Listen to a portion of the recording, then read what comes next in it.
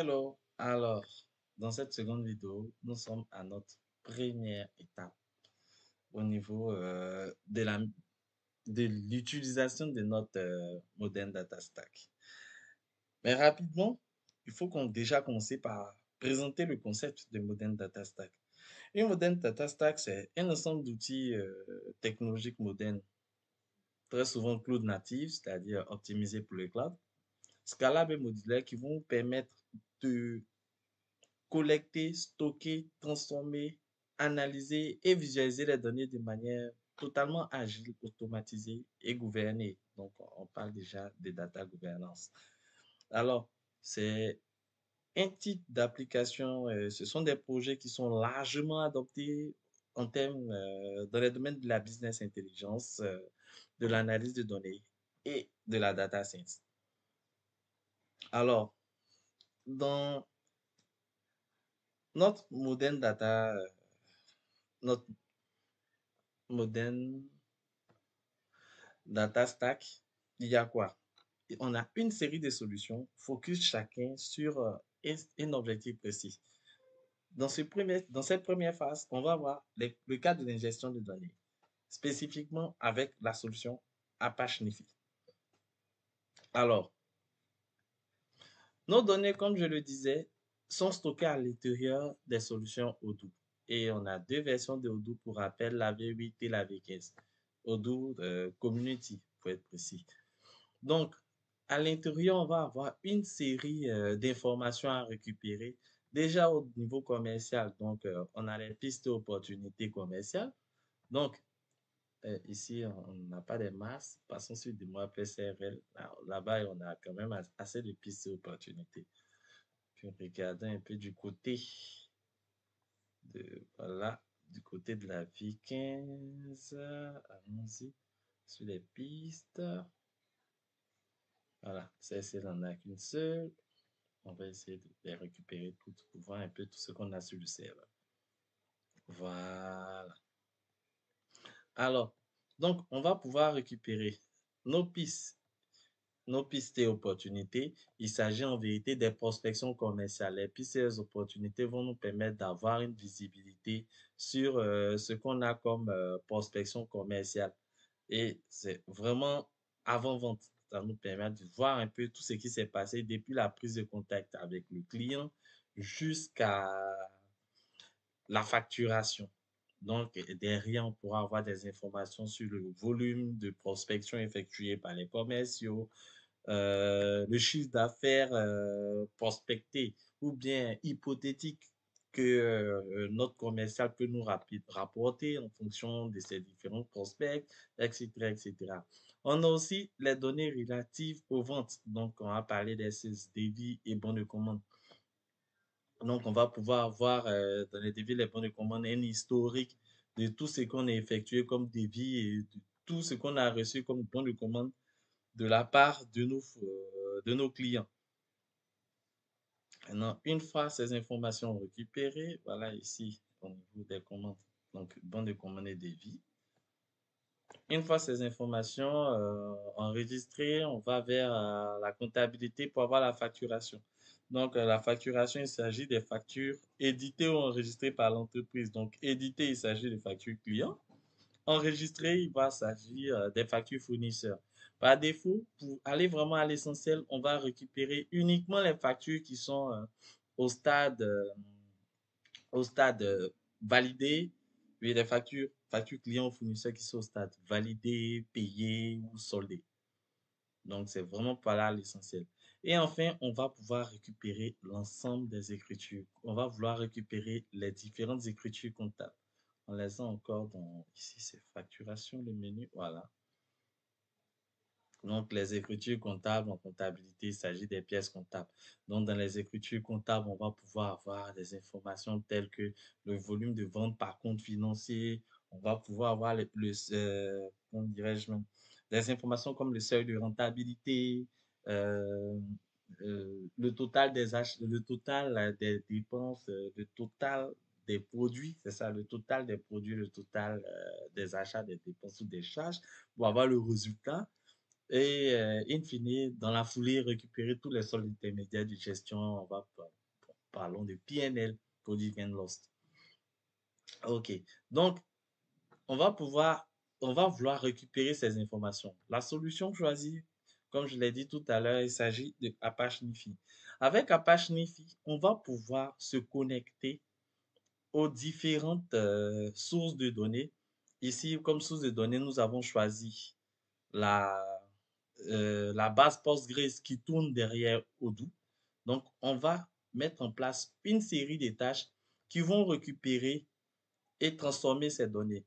Ici, par exemple, cette série ici, pour la petite histoire, on a 226 tâches qui ont été configurées pour récupérer les différentes tables intéressantes. Donc voilà, déjà au niveau de la V8, des différentes tables, produit template, produit catégorie, stock warehouse, CRM team. Donc ça, il s'agit vraiment des tables de dimension qui sont généralement utilisées par toutes les autres tables. Maintenant, on a aussi récupéré les tables de dimension spécifiques par rapport à chaque domaine métier qu'on va vouloir récupérer. Donc, sales order, ouais, bon, ça, ce sont les tables de fait. CRM lead sale order line, facture à account invoice, fact. Mais vous allez voir qu'on a aussi récupéré un certain nombre de tables de dimensions, mais qui sont spécifiques au métier. Donc, CRM Sage, UTM Source, etc., etc. Donc, je pense que c'est les utilisateurs de Odoo qui vont vraiment se reconnaître à l'intérieur de ces différentes tables. Donc, on a fait la même chose aussi pour les tables de la V15. Donc, on va récupérer ces différentes tables. OK. Maintenant, comment se passe la récupération? Avec Apache Nifi, on va pouvoir gérer ce qu'on va appeler des flows.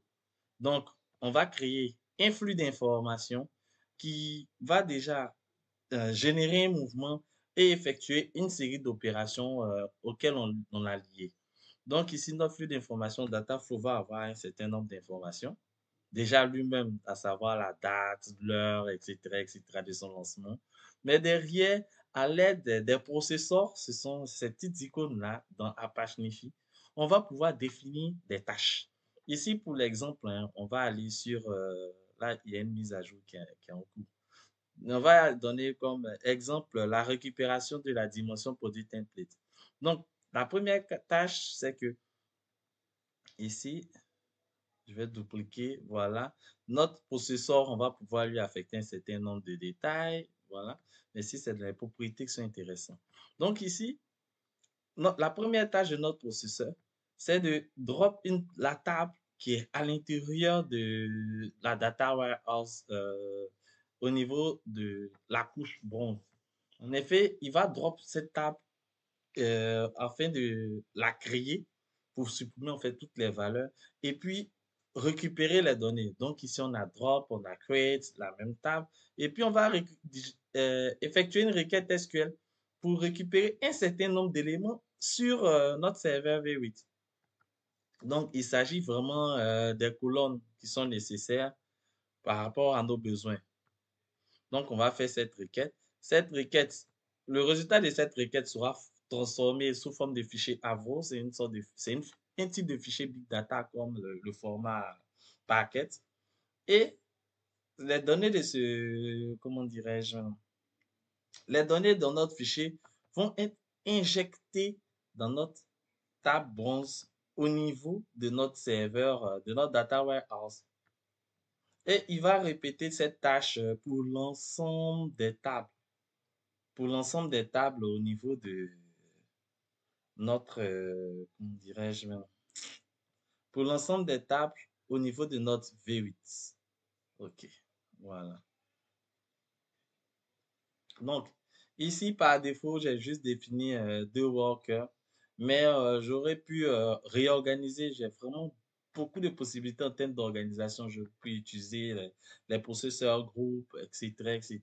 C'est pour vous dire que la solution est vraiment flexible, va vous permettre de pouvoir gérer plusieurs projets simultanément. On peut aller sur un super gros projet, mais c'est pas forcément évident pour la navigation.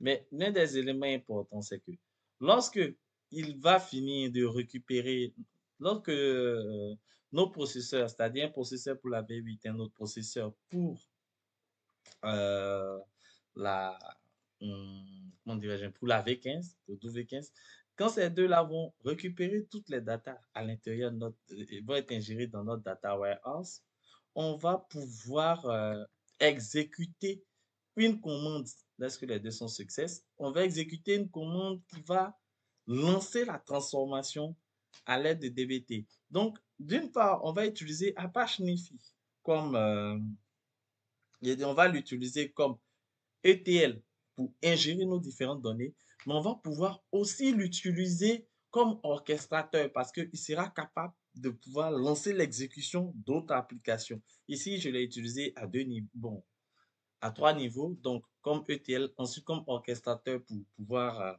gérer toutes les opérations de DPT et je l'ai utilisé aussi comme outil de logging.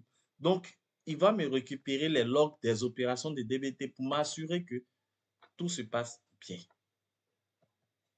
Donc, l'ingestion va se faire au sein de notre base de données, de notre serveur PostgreSQL. J'ai choisi PostgreSQL parce que c'est l'un des serveurs, sinon l'un des types de bases de données open source les plus robustes.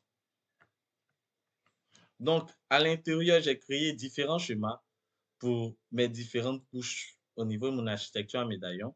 Pour rappel, la couche bronze, elle va récupérer toutes les tables ingérées par Apache Nifi, par les différents data flows de Apache Nifi. OK. Ensuite, on aura notre couche. Donc ici, vous voyez par exemple ces différentes tables, je les ai même nommées. Il y en a 44. Donc, pour la V8 et la V15. Ensuite, on a notre couche, non, ici d'abord la gold. On a notre couche silver qui va, elle, enregistrer toutes nos transformations. Et là, on aura vraiment des tables intermédiaires, c'est-à-dire qu'il récupère les opérations qui sont... il récupère les tables de la couche bronze et il va faire déjà un certain nombre de transformations et tout. Il va les stocker, les retransformer. On pourra faire des transformations séquentielles avec DBT. Et enfin, on a notre couche gold qui va enregistrer toute, je dirais, voilà, la couche gold, là, voilà. Elle va enregistrer ce que moi j'ai appelé des tables consolidées. En vérité, c'est la fusion des différentes tables après transformation en répondant vraiment à la logique métier. Ok.